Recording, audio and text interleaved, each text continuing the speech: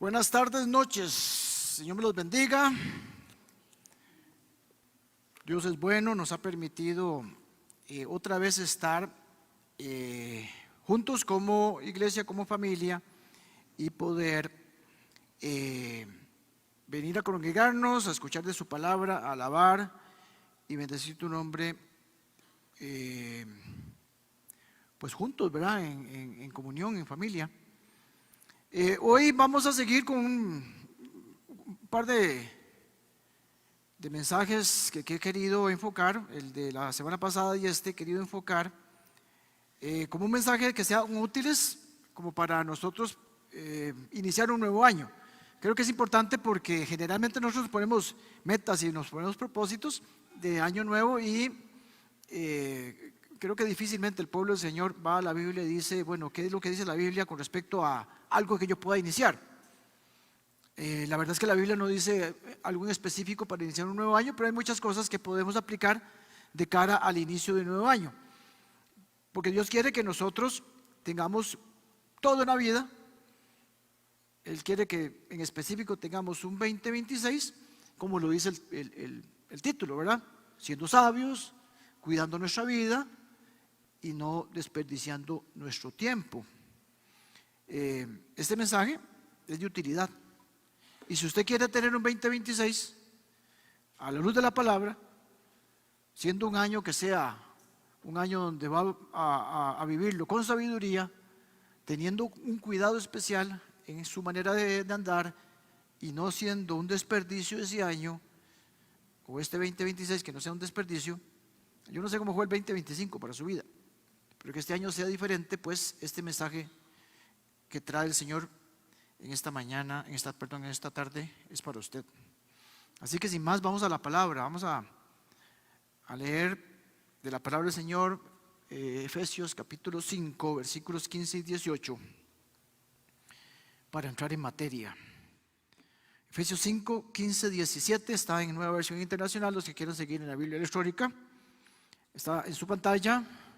Por favor, su atención, porque el Señor dice así: así que tengan cuidado de su manera de vivir, no vivan como necios, sino como sabios, aprovechando al máximo cada momento oportuno, porque los días son malos.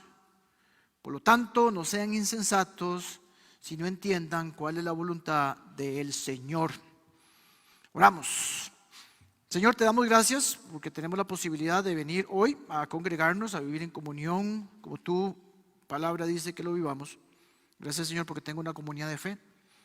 Gracias, Señor, porque tengo un lugar donde congregarme. Gracias, Señor, porque puedo tener un lugar donde pueda escuchar de tu palabra, tu corrección, tu exhortación, tu capacitación e instrucción. Te pedimos en el nombre de Jesús que tú nos ayudes, Espíritu Santo de Dios, a que nos podamos concentrar, entender el Espíritu Santo de Dios que dice que nos ayuda, nos ilumina. Ilumínanos, Señor, por favor, para que podamos entender el mensaje que tenemos de parte tuya esta noche.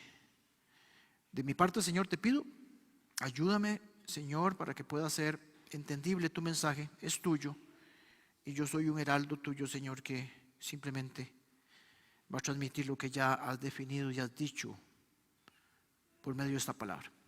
Unge mis labios, Señor, que tu siervo se atreve a predicar tu palabra. Amén. Amén. Antes de empezar a profundizar en el pasaje escogido, en esos 4 versículos que hemos escogido para hoy, es necesario, mi hermana, que nosotros entendamos lo que está previo, los versículos previos a esto que acabamos de leer. Necesitamos saber qué es lo que dice Pablo en todo el inicio de este capítulo, porque lo que nos dice el mensaje de hoy, esos 4 versículos, que son muy prácticos, vienen a raíz de lo que Pablo está diciendo en los versículos anteriores. O sea, no lo podemos separar. Sería un error poder trabajar esos 4 versículos sin haber entendido el contexto inmediato, los 14 versículos anteriores. Me voy a permitir hacer un resumen de esos versículos. Voy a tratar de ser lo más corto posible, extraer lo que es necesario para entender y después entrarle al pasaje escogido, y para que sea propicio para lo que queremos, o por lo menos lo que siento que el Señor me ha puesto, que sea un mensaje para un inicio de un año 2026 que ya estamos en las primeras de tanteo. ¿De qué habla Pablo en el capítulo 5, en los primeros 14 versículos? ¿De qué habla Pablo? Y Pablo habla, primeramente en el versículo 1, Pablo dice, hace una exhortación de entrada nomás. Él dice que seamos imitadores de Dios como hijos que somos amados. Eso es lo primero que dice, seamos imitadores. A partir del versículo 4 en adelante, Pablo nos habla de cómo es el estilo de vida, cómo es el estilo que debe de llevar, que debe de vivir un creyente y un no creyente. Y él para eso hace un contraste, una comparación. Toma las dos formas de vivir y hace una comparación en las diferencias que hay. Él dice, vea, así es un creyente y así es un no creyente. ¿Lo ven? Y usted tiene que ser como un creyente, porque si es creyente se comporta como creyente. Cuando Pablo compara el creyente con el no creyente, él dice que el no creyente está en la oscuridad y nosotros cuando no éramos creyentes veníamos de la oscuridad, de las tinieblas, pero los que hemos entregado la vida a Cristo, ahora nuestra vida es luz. Salimos de las tinieblas y ahora vivimos en la luz. Esa es lo que la diferencia principal. El no creyente vive en tinieblas, es tinieblas, y el creyente vive en la luz y es luz. Pero dice muchísimas cosas más. Entonces, él lo que hace es, vea, yo voy a hacerles un comparativo de dos estilos de vida. Dos cosas diferentes que nosotros somos o éramos y ahora somos. Nuestra vida pasada y nuestra vida presente. Vida de luz y vida de tinieblas. Y hace un comparativo. Entonces vamos a ver el contraste que encontramos en esos versículos. Y lo voy a intentar resumir muy rápidamente en este próximo cuadro. ¿Por qué? Porque el no creyente vive en tinieblas y el creyente vive en la luz. Eso es lo que dice Pablo. Pablo dice el no creyente y el creyente. Así es la cosa. ¿Cuáles son las características que estos versículos hablan o dicen, o qué dice Pablo de los que viven en tinieblas? Los no creyentes tienen características así, de acuerdo a la palabra. Vuelvo y repito, puedo decir un montón de cosas del no creyente, pero me voy a enmarcar en el pasaje. Habla en el versículo 3 que tiene una inmoralidad sexual, es una característica. ¿Okay?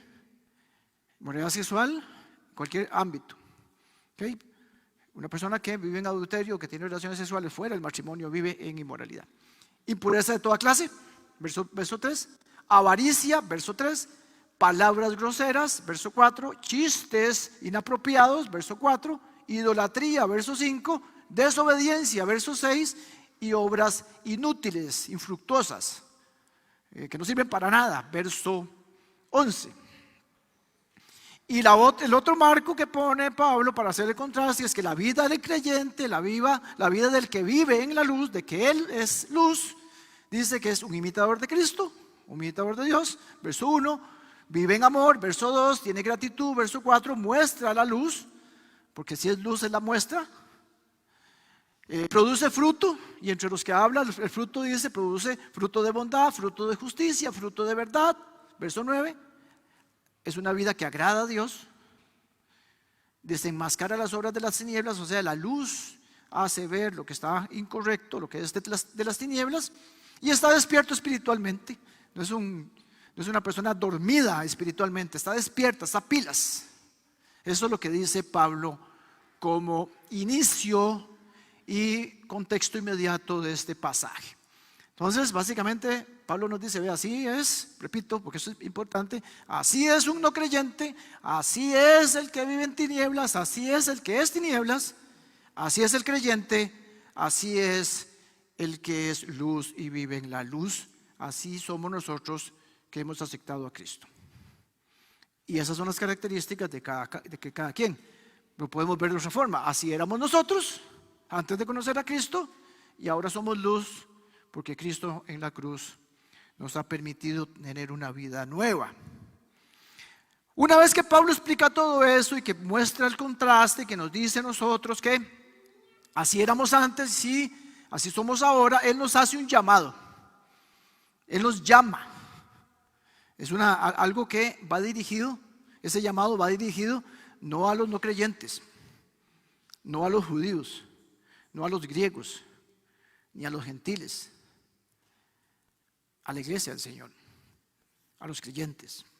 Hace un llamado al que le ha entregado la vida a Cristo. Eso es importante porque ahora vamos a ver un poco más de profundidad y vamos a entenderlo porque les explico eso. Es un llamado, punto número 1, un llamado ¿a qué? A vivir como los hijos que somos, como hijos de luz. Él nos llama a eso. Verso 8, no está en lo que le dijimos, pero está en Tito, dice, verso 8, porque ustedes antes eran oscuridad, lo que acabamos de decir, ahora son luz en el Señor. ¿Se acuerda la palabra en el Señor? Que vimos en Cristo, que vimos toda la serie. Vivan como hijos de la luz. Entonces, primariamente encontramos en este pasaje un llamado de Pablo, que nos dice, ustedes antes eran oscuridad, ahora son luz. Así que vivan como lo que son. Los que hemos decidido entregar nuestra vida a Cristo, los que le pertenecemos a Cristo, hemos sido trasladados, pasamos de las tinieblas a su luz y somos luz. Ya no somos lo que éramos, hemos sido transformados por el poder del Evangelio, por el poder del sacrificio de Cristo.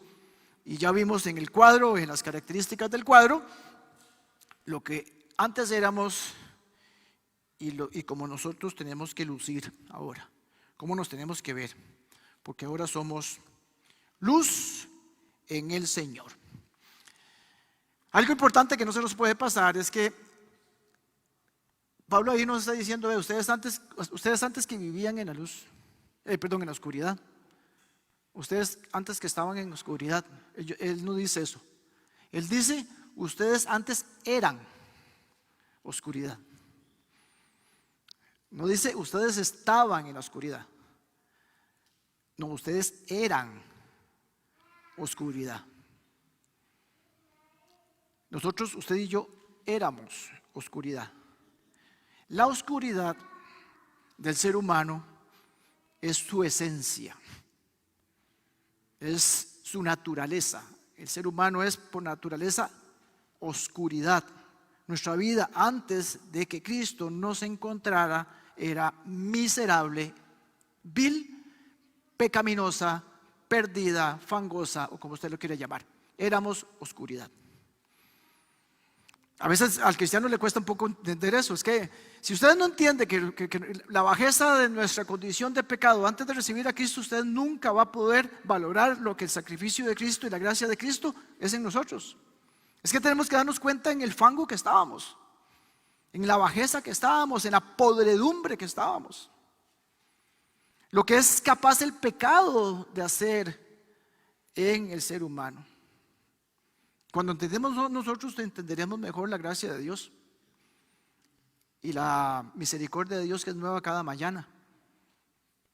Y entenderemos y agradeceremos muchísimo más que Cristo nos haya hallado, nos haya perdonado y haya olvidado todas nuestras culpas. Su vida y la mía antes de recibir a Cristo era oscuridad pura. Johnson Stott, un teólogo británico del siglo pasado, define así: el pecado ha afectado la totalidad del ser humano. Su mente está oscurecida, su voluntad está pervertida, su lengua está corrompida y sus acciones son destructivas. Esta es la radiografía completa del pecado en el ser humano. Eso era usted, eso era yo, cuando éramos oscuridad. Pero Cristo te rescató, Cristo te halló, Cristo te redimió, Cristo pagó por tu deuda y ahora por la gracia de Dios, usted es luz y yo soy luz. No vivimos en la luz, somos luz. Eso es parte de nuestra identidad en Cristo, cosa que vimos y espero que a la altura de ahora estemos totalmente claros lo que hablamos, lo que entendemos, lo que conocimos sobre nuestra identidad en Cristo. En otras palabras, no es que antes eras 100% oscuridad y ahora eres 70-30, 70 oscuridad y 70 luz y 30 oscuridad, porque es que estamos trabajando y es un proceso. No es que ahora tenemos que hacer cosas para llegar al 100% de luz, no. No es que yo era oscuridad, pero me falta un 5%, estoy alcanzándolo casi, ahí tengo algunas cositas que son de oscuridad. No, la Biblia dice, usted es luz. La Biblia dice, antes éramos oscuridad, pero ahora somos luz, es un cambio radical. Una transformación completa. Es una nueva vida. No somos los mismos. Porque si fuéramos los mismos, el sacrificio de Cristo no hubiera sido efectivo como lo es. A los que le hemos entregado nuestra vida a Cristo. A los que realmente nacimos de nuevo. A los verdaderos discípulos. Charles Spurgeon tiene una frase que me encanta. Y él habla sobre este versículo y dice lo siguiente: qué tremendo cambio, qué tremendo cambio, de tinieblas a luz. No fue que la luz llegó a las tinieblas,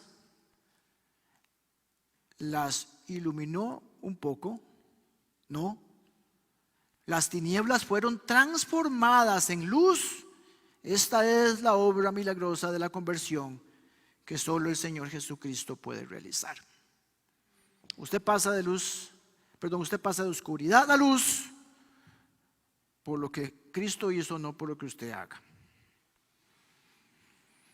Entonces, ¿qué hace Pablo? Pablo nos dice, vea, nos llama y nos dice, nos da ese llamado, vea, ustedes tienen que vivir como hijos de la luz, en medio de un mundo oscuro, porque todavía hay oscuridad en el mundo. Vea, mis hermanos y mis hermanas, la conversión suya y la mía no es un mejoramiento, no es que yo tenga una vida mejor, no es un mejoramiento que yo experimento, que usted experimenta, es una transformación total. Y debe haber una evidencia de una transformación total, porque por la gracia y la misericordia de Dios eres nacido de nuevo. Todo lo viejo ha pasado, una vida nueva ha comenzado. Pastor, no entiendo, pastor, ¿cómo es eso? Pero usted dice que somos 100% luz. Y entonces, ¿por qué Pablo me dice que vivamos en la luz? No somos luz. No se está contradiciendo, me digo Pablo, ¿somos o no somos luz? Pastor, ¿cómo es la cosa? La respuesta es un tema de identidad. La respuesta es que hay un cambio de identidad y ahora somos luz. Así como inmediatamente nos convertimos en hijos, somos adoptados cuando recibimos a Cristo. Pasamos de la oscuridad a su luz admirable. Es que tu identidad y la mía cambió cuando recibimos a Cristo. Somos nuevos. Y entonces Pablo lo que está diciendo con el llamado es que su manera de vivir y la mía debe cambiar y se debe alinear a mi nueva identidad. Es lo que aprendíamos en la serie en algún momento cuando decíamos, si somos hijos de Dios, no se comporte como un hijo del diablo o un huérfano. Compórtese como un hijo de Dios. Porque muchas veces andamos como si no fuéramos hijos de Dios o no sabemos comportarnos. Es una ilustración que le puedo yo dar para explicar esto. Es como si un niño en la calle que vive huérfano en la calle en una vida de miseria, fuera encontrado y adoptado por una familia real, supongamos. Entonces la familia del rey rescata a ese chico y lo adopta y lo lleva al registro y le da sus apellidos. Entonces en el momento mismo de la adopción de ese niño que antes vivía en miseria y ahora es miembro de la familia del rey, recibe un apellido de la familia real. Por ejemplo, digamos, no sé, Windsor o de Borbón, como era en España. Y entonces, a partir de esa adopción, A partir de esa inscripción como miembro de la familia real, su identidad cambia. Recibe sus apellidos, se convierte en un príncipe, por decirlo de alguna manera. Entonces ahora es un miembro de la familia real y se tiene que comportar como un príncipe. Aunque tenga que aprender a comportarse como un príncipe, pero es un príncipe. Y debe vivir de acuerdo a su nueva identidad de príncipe y hacer lo que hace un príncipe. Bueno, ese príncipe es usted, o ese hijo es usted, ese miembro nuevo adoptado es usted, que recibe una nueva identidad, que ahora es luz. Entonces viva como alguien que es luz. Pablo lo que está diciendo acá es, donde nos llama es, vea, ustedes son luz, identidad, vivan como hijos de luz. No es algo nuevo, de hecho, no es algo nuevo que Pablo no haya dicho en otras palabras, en otros versículos, cambiando las palabras, pero en el mismo concepto. Ahora que ustedes tienen una identidad, vivan de acuerdo a esa identidad.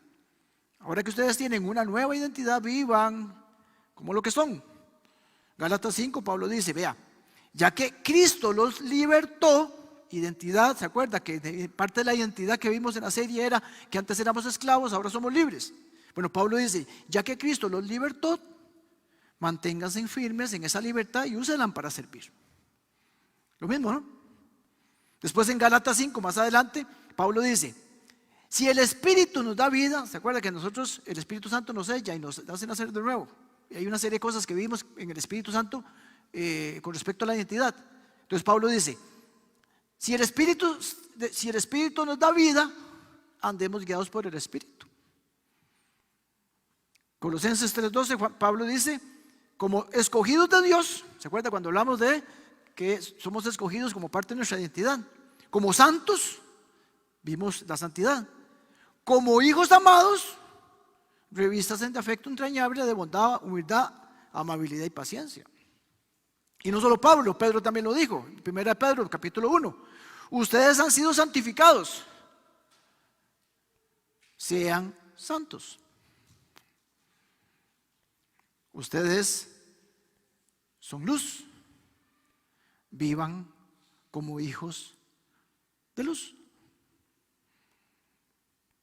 Mi hermano, mi hermana, cada día de su vida, cada mañana que usted se levanta, a partir de que se ponga aquí los pies sobre las pantuflas y se levante, usted tiene que vivir una vida como de alguien que es luz. Usted no puede vivir una vida como de alguien que sea oscuridad. Toda su vida, en todo tiempo. Usted no tiene ni medio grado, ni medio porcentaje de oscuridad para que usted ande de forma diferente a un hijo de la luz.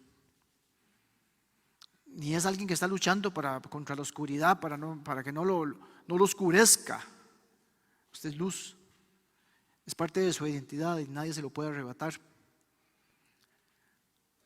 Esa es su identidad, mi hermano y mi hermana. Entonces, ahora sí, entrémosle al pasaje y vemos tres cosas prácticas que Pablo nos habla y nos dice con respecto a todo esto que ya hemos visto, y resume los versículos del 1 al 14. En estos versículos 15 al 17 nosotros nos podríamos preguntar y hacer una pregunta. ¿Cómo se ve un cristiano que es luz? Porque Pablo dice, bueno, de ahí, todo esto que les digo es para que ustedes sean o se comporten como hijos de luz. ¿Qué es lo que me hace lucir como un hijo de luz? La respuesta viene en tres acciones, tres cosas que tenemos que hacer. Y ahí las vamos a poner en un orden que espero que sea entendible. Cambié un poquito el esquema de las presentaciones. Tres cosas que hacen los que viven como hijos de luz. Pablo dice, y otra cosa, repito, yo puedo decir un montón de cosas que hacemos o que deben hacer los cristianos o los hijos de la luz, pero voy a ver las tres cosas que dice el pasaje. O sea, no me puedo ir allá a ver qué. No, vamos con el pasaje dándole profundidad, porque el mensaje de Dios es este, no es otro. Hoy el Señor nos viene a exhortar, a instruir, a capacitar con base a este pasaje, Efesios 5. Entonces pongámosle mucha atención, por favor, a las 3 cosas que Pablo nos dice que tenemos que hacer. Tenemos que tener cuidado de nuestra forma y manera de vivir.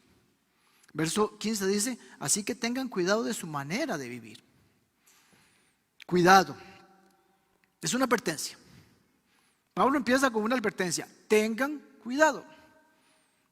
Es como ver esos letreritos que ponen a la gente en los restaurantes donde uno camina y tiene un letrerito ahí en el piso. Cuidado, se va a caer porque estoy limpiando. Ande con cuidado. Póngase, pellizquese. Eso es lo que nos dice Pablo. Implica estar vigilante. Implica estar atento. Implica prestar especial atención a cada cosa que hago, en la forma que yo me conduzco. Estar constantemente presto a entender cómo me estoy comportando, cómo estoy caminando mi vida cristiana, cómo me estoy viendo. Atento, pellizcado a cómo yo estoy viviendo mi vida cristiana. Porque la vida cristiana suya, la vida cristiana mía, no la podemos caminar a la ligera, vivirla a la ligera. No la puedo yo vivir superficialmente. No puedo vivir mi vida de cristiana tibiamente. Y ustedes saben qué dice la palabra del Señor de los tibios. No podemos andar a medias. No podemos vivir una vida liviana. Nuestro caminar cristiano no lo podemos vivir livianamente, como que nada nos importara o como que poco nos preocupara la instrucción de Dios. Y nosotros, usted y yo, debemos de entender que muchas veces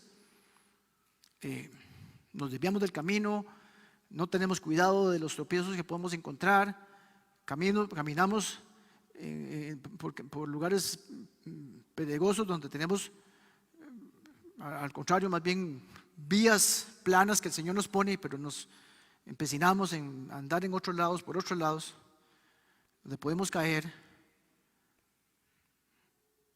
Y mis hermanos, vea, ese es el tema. Las cosas pequeñas, pienso yo, las cosas que no queremos importantes, las cosas que vemos como que no son relevantes en nuestro caminar cristiano, las que consideramos como algo que no va a pasar nada, son las que más nos hacen caer. Son las que más nos pueden servir de tropiezo, de desvío. De esas pequeñas cosas son las que más nos tenemos que cuidar. Tenemos que cuidar la forma en que nosotros vivimos.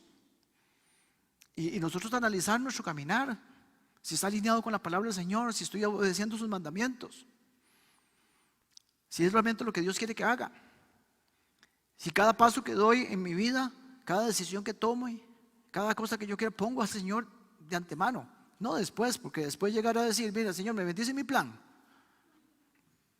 No, Señor, ayúdame a hacer mis planes, ayúdame a tomar las decisiones. Señor, me bendices esta decisión que acabo de tomar, acabo de comprar carro y me bendices mi decisión. No, dígale al Señor si realmente le está abriendo las puertas para comprar un carro. Ya, pues si no, después no puede ni pagar. Nos emocionamos tomando decisiones que nos apartan de Dios, pero vivimos en la inmediatez. Cuidado. Eso es lo que nos dice Pablo. Cuidado, mete las paticas. Ahora la pregunta es ¿cómo lo hago? Ahí abajo viene, en su bosquejo está también. ¿Cómo lo logro? ¿Cómo lo hago? ¿Qué dice Pablo que tenemos que hacer? Pablo nos dice siendo sabio y no necio. Entonces uno se queda así, bueno, sabio y no necio, y debo leerme Proverbios, a ver cómo me va. No vivan como necios, sino como sabios. Podríamos traer todos Proverbios, Eclesiastés y todos los libros sapensales para poder nosotros explicar qué es sabiduría, cómo vivir sabiamente de acuerdo a la sabiduría de Dios. Podríamos hacer un montón de cosas, podríamos orar por sabiduría y vivir como necios. Por eso es que Pablo nos dice que es una acción, es práctico, es algo que yo y usted tenemos que hacer. Podría hablar muchas cosas de la sabiduría de Dios, podríamos hablar muchas cosas de la necedad del ser humano, pero en resumen podríamos hablar, y en esencia, y uno de los versículos que tal vez nos pueda dar un poco más de luz y más sencillamente entender esto para poder seguir y progresar en este mensaje, es que la sabiduría de Dios, para poderla definir, es la habilidad de ver la vida como Dios la ve. Para tener la sabiduría que Él tiene para afrontar la vida, para ver la vida. Entonces, la sabiduría es en esencia ver este año 2026 como Dios los ve. La sabiduría es la habilidad que Dios nos da para hacer eso, porque es algo que se nos otorga. Dios nos otorga sabiduría y Él se place en otorgar sabiduría. Recordemos a Salomón. Y es dado a aquellos que queremos entregar nuestra vida a Cristo, ¿verdad? No se la da a cualquiera o a nadie que no sea su hijo. Para poder vivir en esta tierra, para poder ver este mundo, para poder reaccionar ante las cosas de este mundo como Dios quiere que nosotros veamos, sintamos y reaccionemos. Como quiere que nosotros afrontemos la vida. La sabiduría es la habilidad que el Señor nos da para caminar nuestra vida cristiana en medio de un mundo caído en oscuridad, lleno de pecado. Es la habilidad de poder ser la persona que Dios quiere que seamos. Es la habilidad de saber caminar de la forma en que Dios quiere que yo camine. El necio bíblico, el necio de la Biblia, no es alguien que tiene poca educación o que es bajo en coeficiente intelectual o que no ha estudiado, o que no sabe leer. No. Eso no es el necio. El necio, de acuerdo a la palabra del Señor, es aquel que vive como si Dios no existiera. El que vive como si Dios no existiera. Porque alguien que conoce quién es Dios y que sabe y entiende lo que la palabra del Señor dice de nuestro Dios, del gran yo soy, del Dios todopoderoso, del Dios sabio, del Dios omnipotente, omnipresente, del Dios creador, del Dios proveedor, del Dios que tiene el control, del Dios que coloca y pone nombre a las estrellas, como lo vimos la semana pasada. El que sabe de ese Dios y toma decisiones basándose únicamente en su intelecto es un necio. Y nosotros conocemos quién es Dios. Allá mucha gente no sabe ni quién es Dios. Por eso es que ni siquiera saben a dónde está la luz. Son ciegos y tenemos que ayudarlos a que vean y llevarlos a la luz. Pero usted y yo sabemos quién es Dios. Sabemos qué es vivir en oscuridad, sabemos qué es vivir en luz. Y tenemos que saber muy bien cómo nos comportamos, porque podemos estar viviendo una vida de necios. El sabio, mis hermanos y mis hermanas, es el que vive con la eternidad en la mente, con lo espiritual en la mente, sabiendo lo que nos espera por una eternidad. El sabio no toma decisiones basándose en su comodidad inmediata, en las cosas de aquí, sino toma decisiones basándose en lo eterno. El sabio mira más allá de lo que hay en este cuerpo mortal y en este mundo terrenal, porque tiene la certeza de que hay algo invisible, que es eterno, que está lleno de gloria y que nos espera. Salmo 14:1 dice: solo los necios dicen en su corazón que no hay Dios. Los necios dicen en su corazón no hay Dios. No son los no creyentes.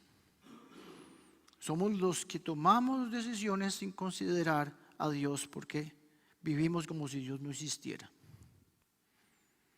Cada momento de su vida tenemos que analizar y tener cuidado a ver si estamos viviendo la vida como necios o como sabios. Que en efecto eso es lo que dice Pablo: tengan cuidado, no sean necios, sean sabios. Usted y yo somos necios cada vez que tomamos decisiones centradas en el ahora, sin considerar consecuencias futuras o consecuencias eternas. Somos necios cuando buscamos primeramente lo temporal, la comodidad inmediata, lo perecedero, desmeritando lo eterno, lo espiritual y el reino de Dios. Usted es un necio cuando no administras correctamente los recursos que Dios te dio, no solamente dinero, talento y tiempo. Usted es necio o necia y yo soy necio cuando ignoramos la voluntad de Dios y tomamos las decisiones pequeñas, medianas, importantes, sin consultar su palabra, sin orar, sin buscar dirección de Dios y confiando en nuestro propio criterio. Mis hermanos, cuidado, cuidado. No seas como muchos creyentes que viven tomando decisiones que Dios llamaría decisiones necias. Porque está muy claro qué es sabiduría y qué es necedad. Otra acción que tienen que tomar los que viven como hijos de la luz es que aprovechan bien el tiempo. Verso 16 dice: aprovechando al máximo cada momento oportuno, porque los días son malos. Otras versiones dice: aprovechando bien el tiempo, redimiendo el tiempo, dicen otras versiones. Yo creo que me han escuchado hablar, para los que podría estar hablando de este concepto, la tercera vez que hablo, si han estado conmigo acá y les escuchan por primera vez este concepto, les pido por favor que verifiquen si no pusieron atención en las predicaciones anteriores, o si usted es nuevo acá, pues la primera vez que escucha, así que voy a explicar, no muy detallado, pero sí la raíz de esta palabra. En el griego habían dos palabras para referirse al tiempo. Una era el tiempo que se gasta, el tiempo que pasa, digamos, los minutos, las horas, los días que van pasando, ese es el tiempo que va transcurriendo. Y otra manera de que en el lenguaje griego antiguo, o griego de la época, se refería al tiempo, era un lapso de tiempo, una ventana de tiempo, un espacio de tiempo, un segmento de tiempo, y por una oportunidad de tiempo, o una oportunidad en la vida. Por eso es que hablan aquí la palabra se traduce como momento oportuno, y por eso es que muchas traducciones hablan de no desperdiciar el tiempo, no gastar el tiempo. Esa palabra es kairos. Tal vez se acuerden por esta palabra que alguna vez o dos veces anteriormente lo he mencionado, la palabra kairos. Kairos se refiere a la oportunidad, ventana de tiempo. Pablo dice: aprovechen esos espacios, esos segmentos de tiempo, esas oportunidades, esas ventanas de tiempo. Es la misma palabra que se usa en Gálatas 6:10 cuando dice que aprovechen toda oportunidad. Kairos. Entonces usted y yo debemos de aprovechar nuestro kairos, no desperdiciar nuestro kairos, nuestras oportunidades de tiempo.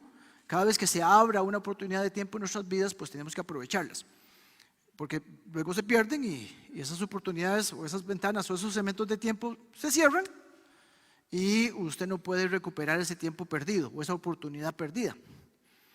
La forma más sencilla que yo he encontrado de explicar esto es, por ejemplo, los padres tenemos una época, un kairos, donde podemos influenciar a nuestros hijos. Está el kairos de las niñas, donde formamos y hacemos la base para que ellos sean personas temerosas de Dios. Entonces usted, un chico de escuela, le puede guiar, lo puede criar. Un chico de colegio ya le cuesta un poquito.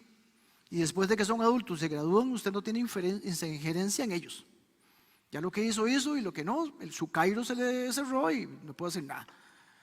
Entonces, lo que dice esta palabra es que no desaprovechemos el kairos para poder guiar a nuestros hijos, porque si no lo hicimos en el tiempo que se nos dio, la ventana se cerró y ya cuando son grandes, lo que usted no le enseñó no le va a enseñar. Eso es básicamente lo que está diciendo. Otro kairos puede ser mi vida más productiva. Posiblemente los que somos profesionales tenemos una vida productiva entre 30 y 40 y pico de años, es donde nosotros nos tenemos que levantar. ¿Por qué? Porque están todas nuestras fuerzas, nuestros estudios frescos, ganamos muchas experiencias, nos especializamos, tenemos capacitaciones adicionales, y entonces tenemos que aprovechar ese momento, porque ya cuando tenemos los 50 y tantos, y cuando ya le duele a uno la pierna, ya está uno cansado y le da un maquinazo, ya su kairos se cerró. Los que tenemos un kairos para poder trabajar, cotizar y tener nuestra futura pensión. Tenemos un kairos donde podemos ahorrar, porque si se cerró ese kairos, ya después más adelante Tenemos un kairos para poder hacernos de una casa o un crédito, porque ya después cuando uno está viejo ni le prestan. Porque se va a morir uno, entonces al que se va a morir viejito no le prestan nada. ¿Sí me voy a entender, mis hermanos? Entonces Pablo lo que dice es, verá, no pierdan su kairos. Aprovechen ese momento oportuno. No sé, haga un recuento de su 2025. Muy rápido. Un recuento. Es una ventana de tiempo. Lo que usted tenía por hacer en el 2025, el kairos se le cerró y se le cerró. No sé qué oportunidades usted tenía. No sé qué cosas tenía que hacer. Pero el 2025 es una ventana de tiempo. Haga un recuento. Voy yo de primero. ¿Cuántas películas vio? ¿A cuántos eventos mundanos asistió?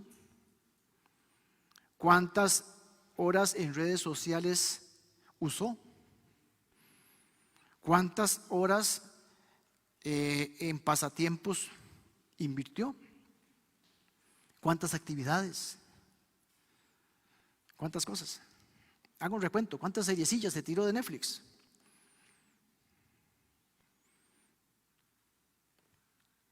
¿Cómo fue su kairos con respecto al servicio? ¿Cómo fue su kairos con respecto a las veces que aprovechó las 50 semanas que pudo congregarse, las 2 series de grupos pequeños que se pudo edificar? Porque posiblemente en esas actividades, en esos pasatiempos, en esas películas, lo que nosotros nos alimentamos fue de antivalores, o por lo menos cosas que están contrarias a lo que la palabra del Señor dice, o por lo menos no tienen valor eterno. Y ya con solo eso. ¿Cuánto tiempo has invertido de tu kairos del año pasado o de tu vida a tu edad? No importa tu edad, la edad que tenga, ¿cuánto tiempo has invertido para conocer y crecer en el conocimiento de la palabra del Señor? Hoy anunciamos segundo grupo de SEAN. Es una oportunidad.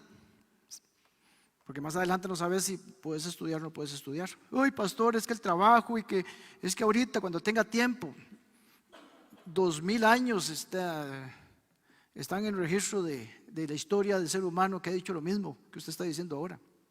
Pero el Señor dice, busquen primeramente el reino de Dios y su justicia. No busquen las añadiduras. Yo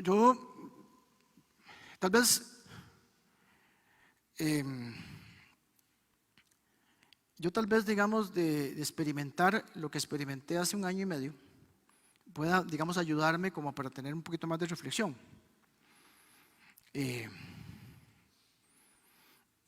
Porque cuando yo sentí que el Señor me llamó, yo le oré al Señor para que, como me llamó tan viejo, o yo hice caso tan viejo, echarle las culpas a Dios, te digo. Yo digo, Señor, permíteme, dame un kairos de 25 años. Arranco los 50 y termino los 75. Me dio el evento y en 2 momentos en el hospital vi que mi vida se iba y que mis pulsaciones llegaban a 18 pulsaciones por minuto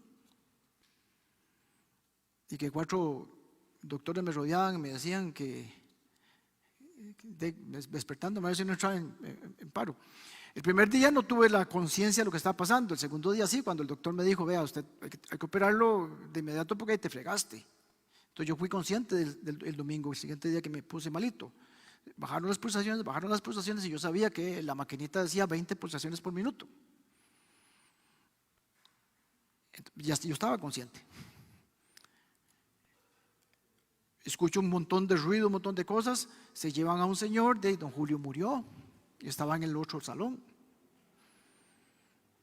Estaba esperando un procedimiento. Le dio un paro respiratorio y murió. 2 de la mañana, otra bulla, otro señor. Ese no murió, pero salió grave del salón. Y yo con 20 pulsaciones por minuto. Entonces después de eso, yo me pongo a reflexionar sobre mi kairos. Entonces uno estaba muy confiado que hasta los 75, porque claro, cuando uno dice, es que yo estoy haciendo la voluntad de Dios, y yo, y pastor, y llamado, y renuncié al trabajo, Tu vida es frágil, dice la palabra del Señor. Yo pude haber muerto hace un año y pudo haber muerto ahora más tarde. A mí me puede dar un maquinazo más y me fui.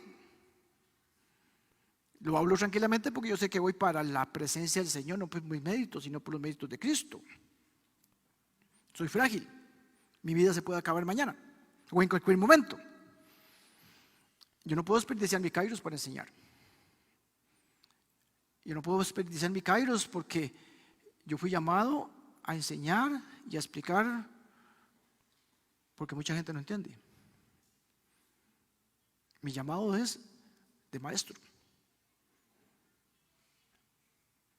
Y mientras mi kairos esté todavía, no voy a desperdiciar ni un solo minuto para capacitarme, para estudiar,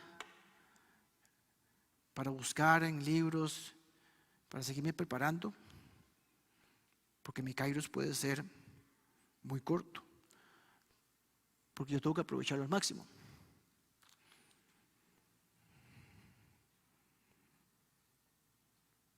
Para poder seguir alimentando a la iglesia del Señor, para poder cumplir el llamado que el Señor me asignó. Puede ser que esta iglesia, mi labor haya sido plantarla y otros que la sigan. Apolo sembró, yo puedo ser. Y tengo que esforzarme, porque por esta iglesia y por estas personas que no conocen al Señor, Cristo pagó con sangre para su rescate. Me voy a esforzar. Y mientras mi cuerpo tenga posibilidad, voy a seguir predicando la palabra del Señor. Mis hermanos, yo no sé, usted no ha tenido ningún evento de ese tipo tal vez, pero tiene otras experiencias que pueden ser valoradas para analizar su kairos. ¿Cuántos años tienes? ¿Cuánto tiempo te queda de tu vida? Al final de cuentas, usted y yo somos frágiles. Eso dice la palabra del Señor, no lo digo yo. No tiene que tener un marcapasos, ni llegar a 20 pulsaciones por minuto para darse cuenta que usted es frágil. ¿Qué hiciste el año pasado? Lo que desperdiciaste no se recupera. Tu oportunidad pasó, tu kairos cerró. Tu kairos va así, cada vez más corto, cada vez más corto, cada vez más corto. Usted por más que quiera no va a vivir en el 26 lo que no vivió en el 25. Usted no va a tener 2 años en uno.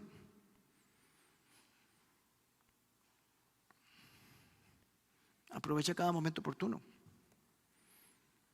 ¿Cómo lo logro? La pregunta del $1.000.000. ¿Cómo lo logro?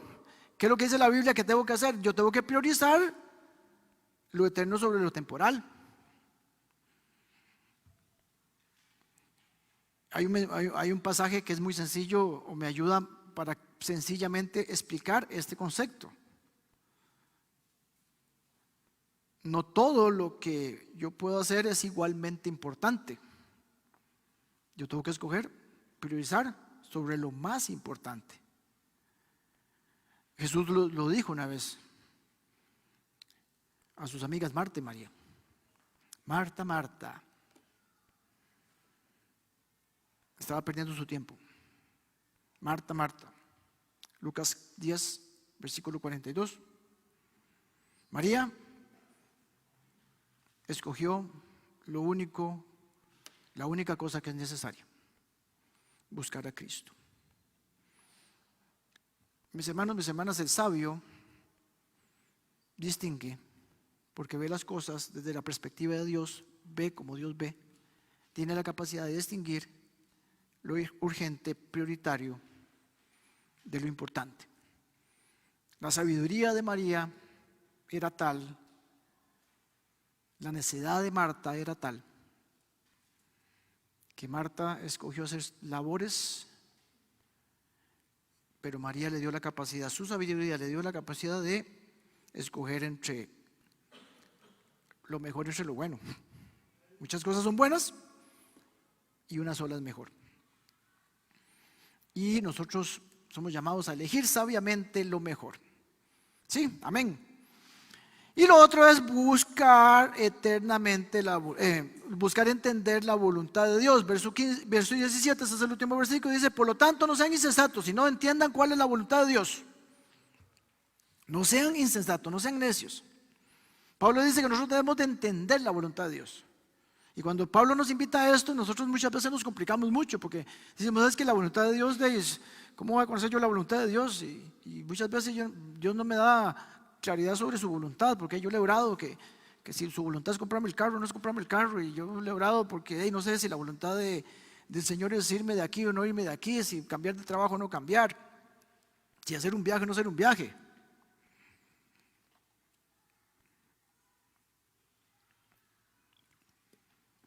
El que es sabio conoce la voluntad de Dios. El que aprovecha su kairos busca entender la voluntad de Dios. ¿Ves cómo se amarra? Lo que pasa es que lo he hablado también algunas veces, yo creo que un par de veces también, que la voluntad de Dios se divide en dos: la voluntad conocida de Dios, que llamo yo, y la voluntad desconocida de Dios.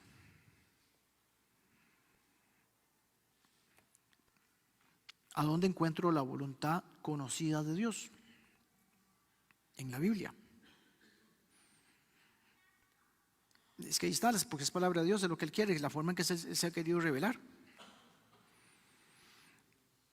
La voluntad de Dios, entonces, conocida, es la que generalmente al cristiano no le gusta, porque él busca la desconocida. ¿Cuál es la desconocida?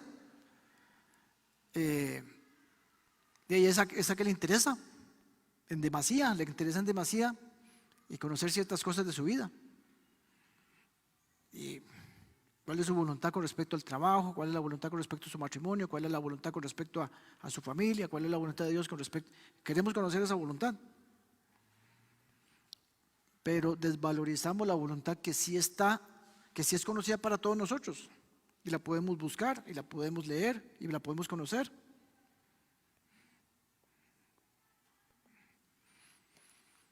La voluntad conocida de Dios está en su palabra. Deuteronomio 29:29. El Señor, nuestro Dios, tiene secretos que nadie conoce. Los secretos de Dios, los revelados de nosotros. No se nos pedirá cuenta de ello. ¿De qué? De los secretos. Sin embargo, nosotros y nuestros hijos somos responsables por siempre de todo lo que se nos ha revelado, a fin de que obedezcamos todas las condiciones de estas instrucciones. Más claro,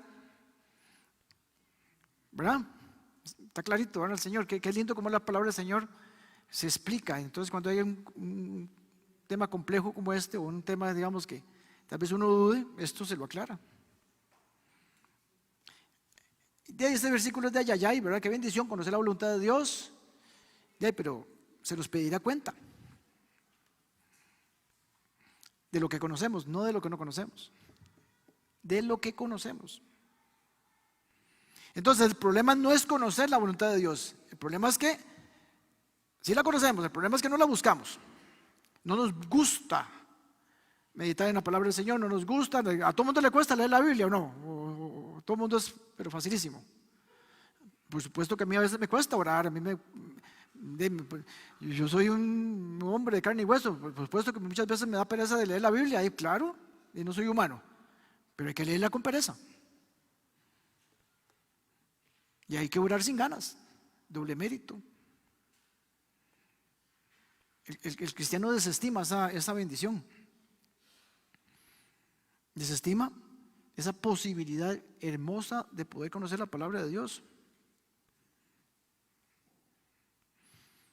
Claro, nos fascina a nosotros saber lo que tiene para nosotros de forma puntual, pero desmeritamos que la voluntad de Dios es vivir en santidad, amar a Dios sobre todas las cosas, ponerlo de primero, amar al prójimo, incluso el que nos odia, nos ha hecho algo. Nos manda a ser discípulos, a ir a todas las naciones, a ser agradecido y dar gracias en toda situación, en pobreza y en bonanza, en enfermedad y en salud. La voluntad de Dios es que nosotros demos fruto y seamos fructuosos. La voluntad de Dios es que vivamos guiados por el Espíritu Santo. La voluntad de Dios es que huyamos de pecado, de la inmoralidad sexual.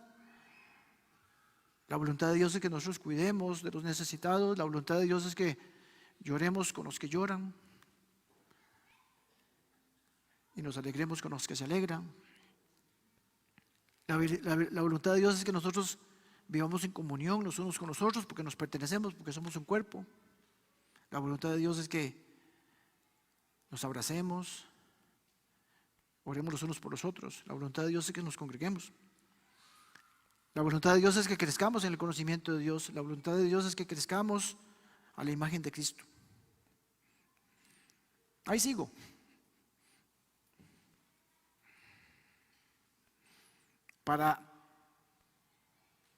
O más bien, vamos, contraste 25 y 26. En el 2025, ¿cuánto te interesó conocer la voluntad de Dios? La revelada. ¿Cuánto te interesó en el 2025 conocer la voluntad de Dios? ¿Cuánto leíste la Biblia? ¿Cuánto aplicaste lo que entendiste? Dios te dice hoy, no seas insensato. No desaproveches un año más. Aprovecha tu kairos y busca entender cuál es la voluntad de Dios. Amén. Amén. Mis hermanos, yo pensé que se me estaban durmiendo. Ahorita vienen algunos versículos ahí como más de amén. Cierro con lo siguiente, tercer punto, es la clave. ¿Cómo lo logro? Al final de cuentas, ¿cómo amarro todo esto en mi carne, en mi debilidad? Yo que vengo de la oscuridad, que ando todavía ahí en esas carambadas de dudas, de caídas, en mi debilidad, en mi naturaleza pecaminosa, en mi carne. ¿Cómo lo logro? La clave es que seamos llenos del Espíritu Santo, nos dejemos de guiar por el Espíritu Santo, que el Espíritu Santo nos controle, nos maneje, nos direccione, que maneje nuestra vida totalmente. Y Pablo dice, no se emborrachen con vino, que lleva el desenfreno, al contrario, sean llenos del Espíritu Santo. Este versículo es uno de los versículos que más me ha llamado la atención cuando lo estudié. Me di cuenta de muchas cosas porque mucha gente lo que se centra en que de esto es pecado tomar licor y emborracharse, que lo es, por supuesto que lo es. Pero Pablo nos está diciendo otra cosa acá. Pablo sigue con sus comparativos. Pablo sigue con un contraste. Pablo lo que se está dando es una ilustración. Él dice no se emborrachen, pero lo usa como un ejemplo para ilustrarnos cómo es la llenura del Espíritu Santo en nosotros. El efecto del Espíritu Santo en nosotros tiene que ser tal que cuando nosotros estamos llenos somos como cuando estamos embriagados. Tenemos que estar llenos del Espíritu Santo para estar embriagados de Él. Y debe ser un efecto similar a lo que hace el alcohol al borrachito.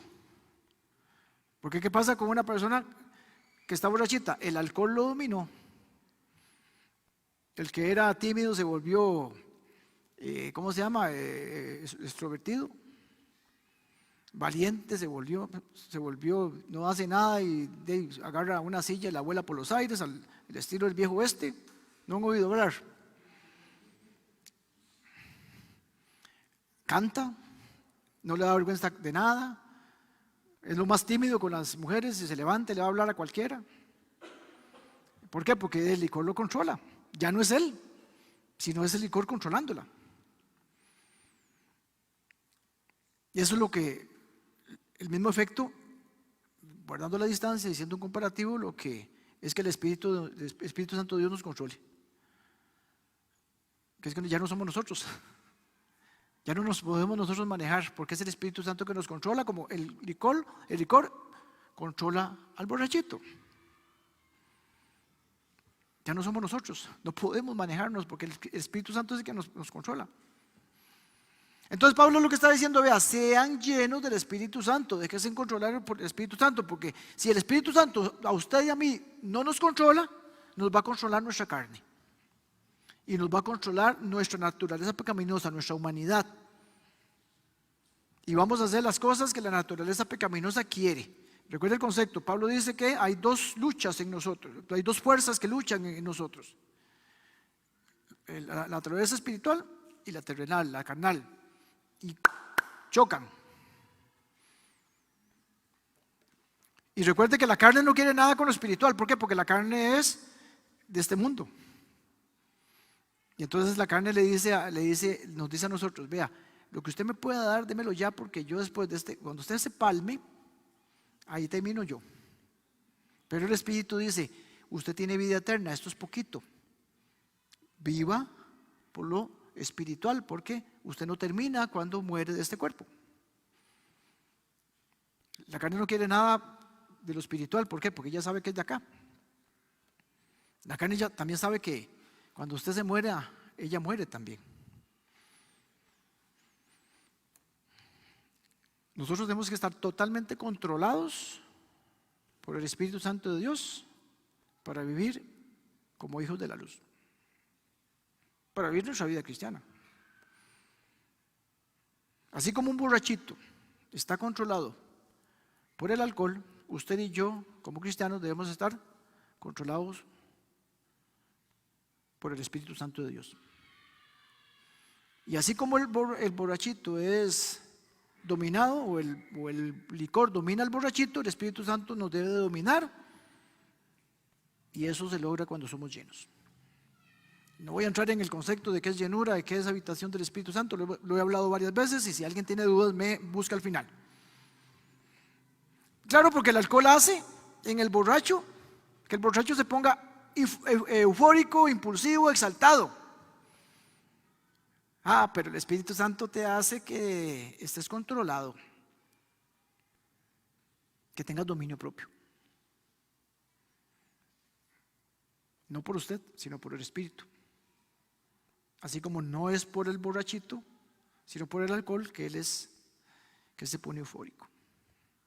El alcohol hace que el borrachito ande cayéndose, ¿verdad? Ande desequilibrado, se anda agarrando los postes, no puede mantenerse de pie.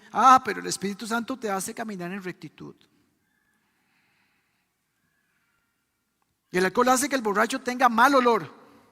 Huele feo un borracho, ¿verdad? Huele a cantina. El Espíritu Santo de Dios hace que el cristiano tenga un olor fragante. Olor fragante. El alcohol hace que el borracho tenga el deseo de consumir más alcohol y consumir más alcohol y consumir más alcohol. Usted no ha visto que un borracho no se puede levantar, quiere siempre el zarpe. Quiere una más y quiere una más y quiere una más hasta que caiga. Pero el cristiano, el Espíritu Santo hace que el cristiano desee tener más del Espíritu de Dios. Más, anhela tener más presencia, más búsqueda, más de lo que el Señor nos da. Déjese manejar y controlar por el Espíritu Santo de Dios, mi hermana, mi hermana. Concluyo con lo siguiente.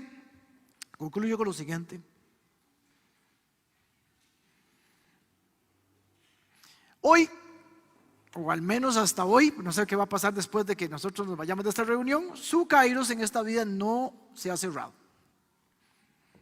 No sé cuánto va a durar mi kairos, cuánto voy a vivir yo, cuánto va a vivir usted, pero bueno, y solo que mañana amanezcamos alguno viendo para el techo,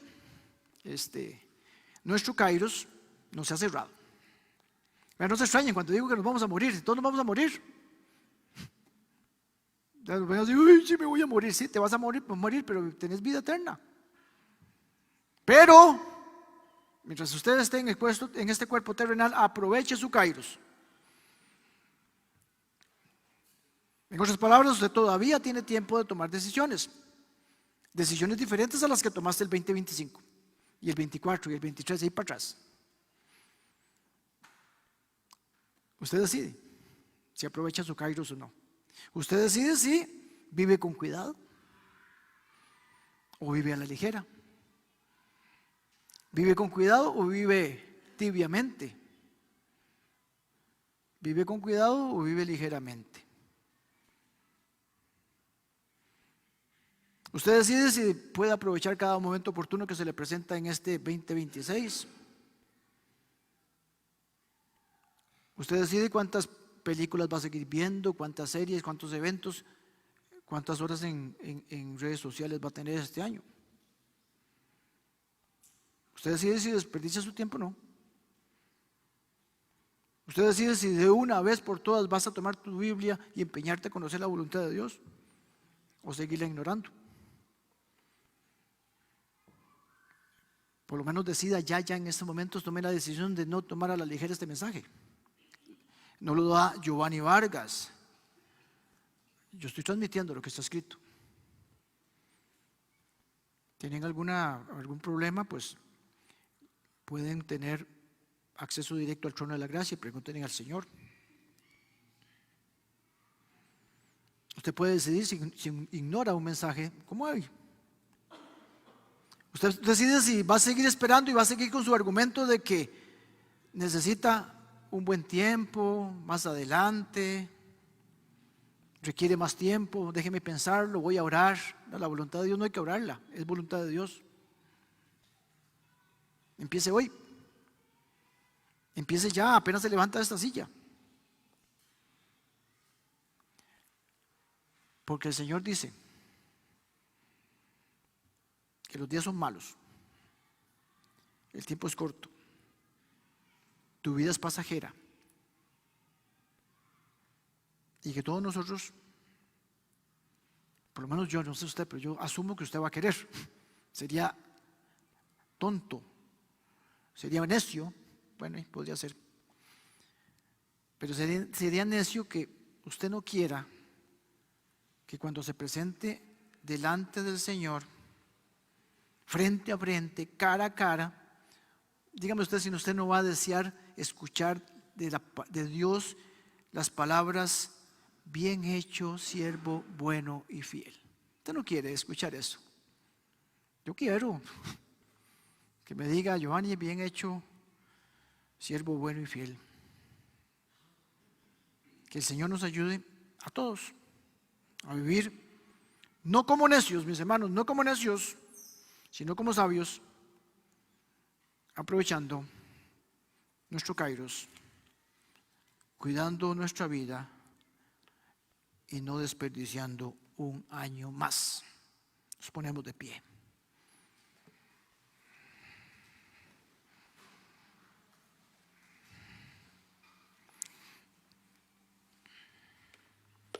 Señor, nos ponemos en tu presencia nuevamente, dándote gracias, primeramente dándote gracias, Señor, por lo bueno que eres. Gracias, Señor, porque una vez más somos instruidos en tu palabra. Gracias, Señor, porque te has ocupado en que nosotros podamos ser expuestos a tu maravillosa y poderosa palabra, esa que transforma, esa que cambia. Ayúdanos, Señor. Espíritu Santo de Dios, ayúdanos. Te pido perdón, Señor, de mis pecados, porque sé que eso me vacía espiritualmente, porque el pecado me aleja de ti. Perdóname, Señor, por cada cosa que no he hecho y las que he hecho y no te agradan. Necesito de ti, Señor, dependo de ti. Ayúdame, Señor, a tener sabiduría, porque si Salomón recibió sabiduría de parte tuya sobreabundantemente cuando la pidió, hoy te la pido para mí. Tu palabra dice que pidamos sabiduría, que tú la darás sin mirar quién te la está pidiendo. Así que aquí habemos un grupo de tus hijos que te piden sabiduría. Queremos tener cuidado de nuestra vida. No queremos seguir desperdiciando nuestro tiempo. Pero necesitamos de ti, Señor, para lograrlo. No por nuestros méritos, sino por los méritos de Cristo. Como iglesia, Señor, te pedimos que nos guíes, nos guardes, nos muestres el camino que tenemos que seguir. Ayúdame, Señor, a mí a guiar a tu pueblo de la forma que tú quieres que lo haga. Entiendo que es guiarlos a tus pies, pero el cómo dímelo tú, Señor. Te pido que este año sea de muchísima bendición para esta iglesia, para la glorificación de tu nombre, para que tu nombre sea exaltado y para que más conozcan de ese Jesús que me salvó, que me sacó de la miseria, que me trasladó de la oscuridad a su luz admirable. Te oramos en el poderoso nombre de Jesucristo, nuestro Señor. Amén, amén, amén. Dios los bendiga, iglesia, los amo en el Señor y nos vemos próximo miércoles. Dios me los bendiga.